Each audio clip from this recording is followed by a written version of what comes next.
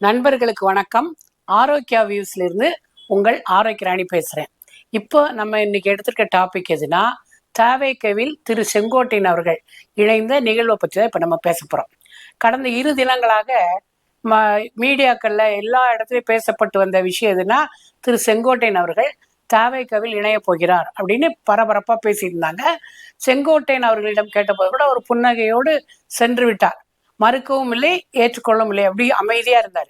ஆனால் இன்று அவர் பனையூருக்கு தன்னுடைய பரிவாரங்களுடன் சென்று அவர் திரு விஜய் அவர்கள் முன்னாடி தாவேக்கவில் தன்னை இணைத்து கொண்டார். இப்ப இந்த நிகழ்வை பத்தி பல்வேறு பட்டிமன்றங்கள், விவாதங்கள் அப்படின்னு நடந்துகிட்டே இருக்கு. இது சரியா தவறா அப்படின்னு ஒவ்வொருத்தரும் பேசிக்கிட்டே இருக்காங்க. இப்ப எப்படின்னா, திரு செங்கோட்டையன் அவர்களை பத்தி சொல்லணும்னா, அவர் 50 ஆண்டுகளுக்கு மேலாக அரசியல்ல பயணித்து வர்றாரு. திரு எம்ஜிஆர் காலத்து நபர், அரசியல் பக்குவம் உள்ளவர். 9 முறை அவர் சட்டமன்ற உறுப்பினரா தேர்ந்தெடுக்கப்பட்டிருக்காரு. இப்ப நீங்க பாத்தீங்கன்னா, ஒரு தடவை சட்டமன்ற உறுப்பினர் ஆயிட்டாலே தலகால் புரியாம அவன் ஆடிக்கிட்டு இருக்கான். இல்லாத பில்டப் எல்லாம் பண்றாங்க. என்னமோ அந்த உலகத்துக்கே அவங்கதான் ஹீரோ மாதிரிலாம் காட்டிக்கிறாங்க.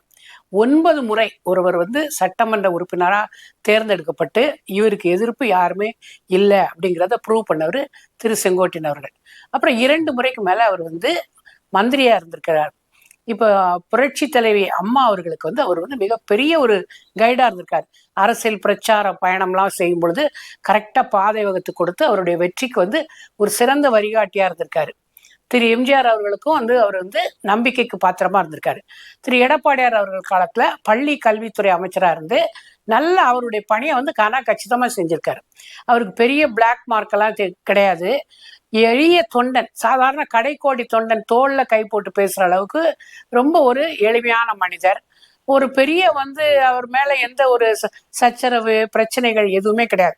நல்லபடியா ஸ்மூத்தா தான் அவர் அரசியல்ல பயணப்பட்டு கொண்டிருந்தார். சமீப காலங்கள்ல தொடர் தோல்விகளை அதிமுக சந்திச்சுட்டு வருது. கட்சி பிரிஞ்சு கிடக்கு. இதெல்லாம் பார்த்து அவர் சொன்னாரு, கட்சி ஒன்றுபட வேண்டும், பிரிந்துபட்டவர்களா நம்ம அழைச்சி சேர்க்கணும், சேர்த்து ஒரு கட்சியை பலப்படுத்தினாதான் 2026 நம்ம வெற்றி பெற முடியும் அப்படின்னாரு. இந்த கருத்து எடப்பாடியாருக்கு பிரிக்கல. துரோகிகள் எல்லாம் திரும்ப கட்சிக்குள்ள சேர்க்கணுங்கிறீங்களா அப்படிங்கிற மாதிரி ஒரு வாக்குவாதங்கள்லாம் போயிட்டு இருந்தது. ஆனா அவர் என்ன சொன்னார்னா, கட்சி ஒன்றுபடணும் அப்படின்னா நம்ம கொஞ்சம் விட்டு கொடுத்து போகணும், பேசணும் அப்படிங்கிறது.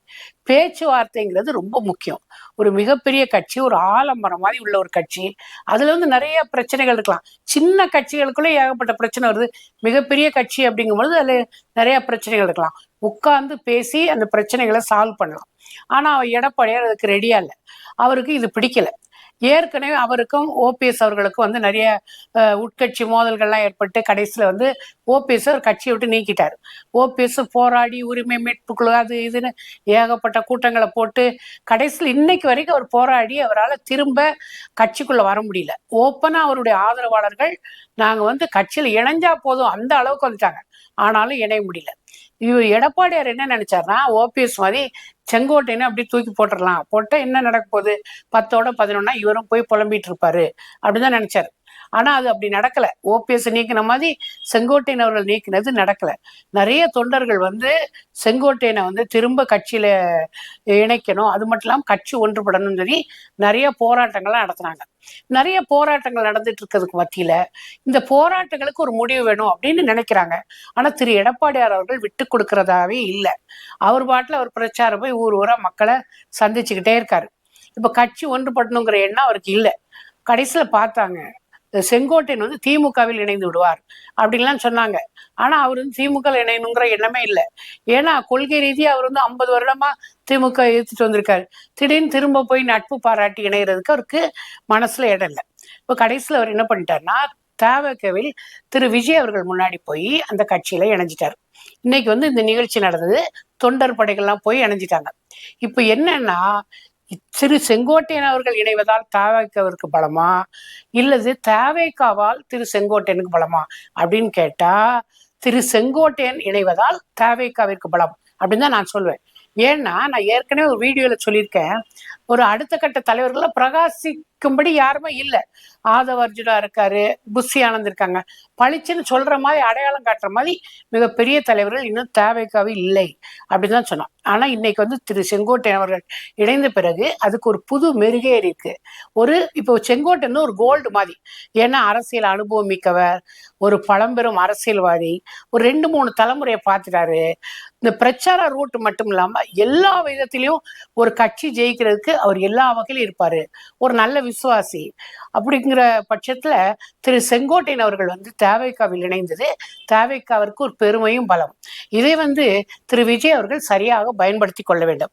அவர் வந்து 100 101 அவரை உட்கார வச்சுட்டு சாதாரணமா ட்ரீட் பண்ணக்கூடாது. ஏன்னா அவருடைய அனுபவங்களையும் அவருடைய பிரச்சார உத்திகளையும் வந்து கடைபிடிச்சார்னா 2026 தேவைக்காவிற்கு நல்ல ஒரு பிரகாசமான எதிர்காலம் இருக்குது.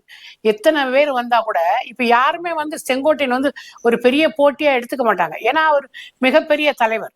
சாதாரண ஆளுங்க வந்தா கூட இவர் நமக்கு போட்டியா வந்துட்டாரு அப்படின்னு சொல்லலாம். ஆனா இவர் பெரிய அனுபவம் வாய்ந்தவர்.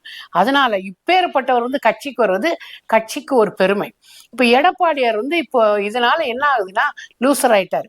ஏற்கனவே நான் வந்து சொல்லியிருக்கிறேன் உங்கள்கிட்ட, சில பல கருத்துக்களை வந்து விட்டு கொடுத்து பேச்சுவார்த்தையில சரி பண்ணிடலாம்.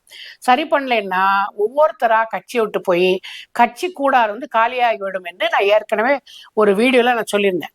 அது மாதிரி இவரெல்லாம் விட்டுருக்கவே கூடாது. செங்கோட்டையன் அவர்களை விட்டது வந்து தவறு. இன்னைக்கு வேணா அவர் கூட இருக்கிற அடிப்பொடிகள்லாம் வந்து அவர் போனது சரிதான், அவருக்கு மதிப்பு இல்லாம போயிடும் அப்படி இப்படின்னு புழுதி வாரி தூற்றலாம். ஆனா அது ஒண்ணும் கிடையாது. ஏன்னா இப்ப செங்கோட்டையன் 70 வயதை கடந்தவர், எல்லா களம் கண்டவர். அவருக்கு இன்னும் ஒண்ணுமே கிடையாது. அவருக்கு இனிமே எல்லாமே பெருமைகள் தான். அவரை வச்சிருந்து நல்லபடியா கொண்டு போனா கட்சிக்கு பெருமை, கட்சி நல்ல வளர்ச்சி அடையும், விஜய்க்கு வந்து ஒரு நல்ல எதிர்காலம் ஆகும் இந்த திரு செங்கோட்டையன் அவர்களால. ஆனா இப்போ விஜய் அவர்கள் வந்து திரு செங்கோட்டையனுக்கு வந்து ரொம்ப முக்கியத்துவம் கொடுக்கணும். அவர்கிட்ட எல்லா ஆலோசனையும் கேட்டு அவரோட கலந்து ஆலோசித்து எல்லா இடத்துலையும் ஒரு முடிவெடுக்கணும். ஏன்னா தொண்டர்களை எப்படி அரவணைச்சு போறது, எப்படி அவங்களை அப்ரோச் பண்றது எல்லாமே வந்து திரு செங்கோட்டையன்ட்ட கேட்டு தெரிஞ்சுக்கலாம். அது மட்டும் இல்லாம வருங்காலத்துல வந்து 2 சீட் வந்து உறுதியாயிடுச்சு. இப்பவே உறுதியாயிடுச்சு. திரு விஜய் அவர்கள் வந்து எலெக்ஷன் கண்ணை மூடிட்டு அவர் ஜெயிச்சிருவார். அதுக்கப்புறம் திரு செங்கோட்டையன் அவர்களை அசைக்கவே முடியாது. அப்படி ஒரு சக்தி. இது மாதிரி பலமிக்க ஒரு வேட்பாளர்கள் நம்ம கூட இருக்கிறது நம்ம கட்சிக்கு பலம் அப்படிங்கிறத விஜய் உணர்ந்து எதிர்காலத்துல வந்து சிறப்பா செயல்பட்டால் அந்த கட்சிக்கு வந்து ஒரு பிரகாசமான நிலை உறுதி என்று கூறிக்கொண்டு விடை பெறுகிறேன். நன்றி, வணக்கம்.